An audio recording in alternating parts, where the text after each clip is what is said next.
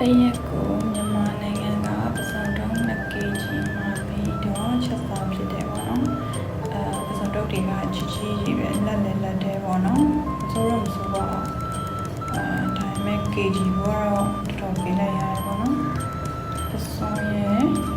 ငဖဲငချင်းရဲ့မှာတော့အားလုံးပေါင်း kg ဘိုးရင်ဒေါ်လာ50ကျော်လောက်ပေးလိုက်ရတယ်ပေါ့နော်ပစုံတုံးလေးကိုချက်စားပါမယ်ဆိုတော့စီပြန်ချက်စားမယ်ပေါ့နော်ဒီမှာဆိုတော့စီပြန်လေးချက်ပါမယ်ကောင်းခွာလိုက်တော့တတိလေးပဲကျန်တော့ရပါတော့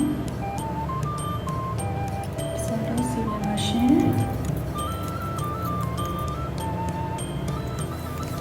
ပြီးရင်ဒီမှာဆိုကြစားမယ်ဒါလည်းပဲကြော်ချက်ပြီးရင်ပြီးရကြော်မယ်